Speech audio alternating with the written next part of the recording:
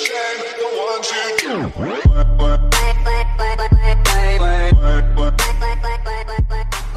Hi guys, welcome back to Rydeus-The channel.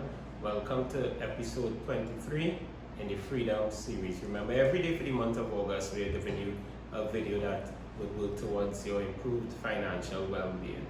In today's video, I want to talk about an activity log. I want to give us a sense of what an activity log is and how we could use an activity log to our advantage. I'll be going to the marker board in a while. But basically, an activity log is simply a log of every single activity that we engage in. Every activity that we engage in within a 24-hour period, over a period of 7 days, is actually 168 hours. Every activity we engage in for a period of 168 hours, we track that activity. And in a subsequent video, I'll tell you how we're going to use the activity log. In this video, I'll just show you how you could create your activity log. If you have the software, you could use a sophisticated means of doing it. You could use a simple means such as Excel. You could use Microsoft Word and just create a table, or you could just do what I'm going to do now. Just use a pen and a paper and draw your activity log. So this is how we're going to go about doing the activity log. We create a table. I hope you guys see in there. I hope I'm not blocking you guys. And your table would have 8 columns. 2, 3, 4, 5, 6, 7, 8. You'd have 8 columns. And the leftmost column, you would have time. And then you would have, let's say, Sunday, Monday. I hope you guys are hearing me as well. Tuesday, Wednesday, Thursday, Friday, Saturday, all the way down to Saturday. Okay? And here you would have whatever time you start with, you must complete 24 hours in this column. So let's start with 12:01 a.m. And then you would have 1 a.m., 2 a.m., 3 a.m., all the way down to what time? 12 o'clock midnight to cover 24 hours. Good? So you have 24 hours in the leftmost column, and you would record everything that you're doing every single day of the week for 168 hours. So 12:01, let's say we're sleeping. 1 a.m., we're sleeping. So we want to avoid using these squigglies. We want to actually write what we are doing at this specific point in time. Why we want to avoid that is because we have the temptation to just do that because we think we would be sleeping. But we actually want to record what we're doing when we're doing it. So let's say you went to bed at 11 and you were reading and you fell asleep around 11:40, 11:55. When you get up, you track and you just put sleeping. When you get up, you put get up or awake or get out of bed, whatever it is. You prepare yourself for work, you prepare yourself for school, you did work around the house.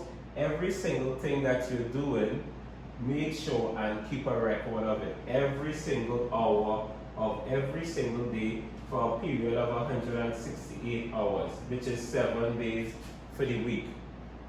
This activity log is extremely important to the next step. The next step is, remember we set some process goals. We identify some process goals, actions that we would take that would take us in the direction of the financial well-being that we're after. Our activity log is the means by which we're going to be checking to see if we do those things that we say we should be doing. Let me give you an example.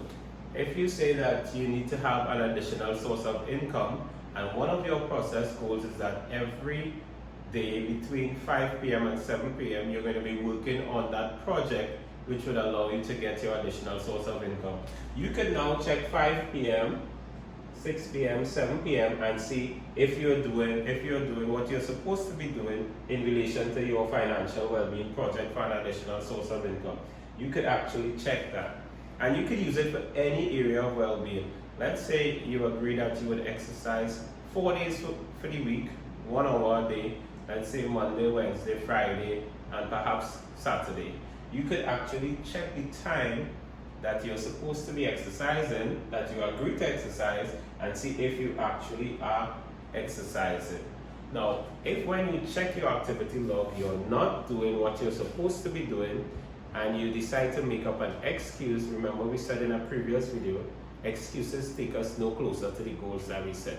Excuses take us no closer to the results that we want. So if we're making excuses, we need to pay attention to that. Doesn't matter how clever we craft the excuses, or even if we believe them ourselves, they are not taking us close to the results we want. The only way to get results that we want is to use time in a manner that will produce the results that we want. The only way to make progress is to use time engaged in causes which would allow us to get the results that we want. When you check your activity log, 168 hours, are you moving in the direction of your progress?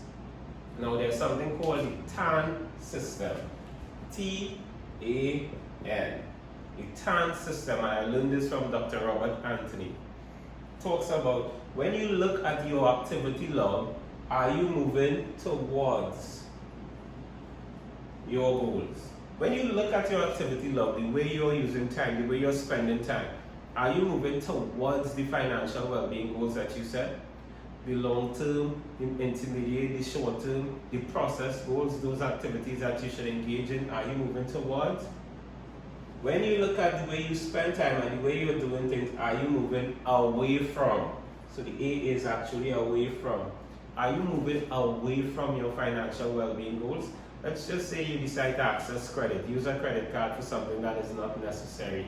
You decide to borrow, take a payday loan with interest. You decide to take a loan simply because an institution say, hey, come, check this out, we have a loan sale. You decide to go buy a higher purchase store simply because it's available. Are you moving towards, or are you moving away from? And the N is neutral. What if you recreate all day? What if you idle all day? What if you play PlayStation? What if you do things that are not necessarily tied towards the goals that you set yourself? Those are neutral activities. So when you look at your activity log, which I hope I was able to explain well enough, of course you could ask a question in the comments and I'll try to tidy it up. When you look at your activity log, the question you need to ask yourself, am I moving towards the goals that I set? Am I moving away from, or am I neutral? And it's not just about your financial well-being. You could do it with your relationship goals. If I want an improved relationship with my wife and my partner, am I moving towards by virtue of my behavior? Am I moving away from? If I want to improve my physical well-being, if I want to improve my appearance, my weight, am I moving towards, or am I moving away from? And the activity log and the TAN system would help us to do that. See you in the next video.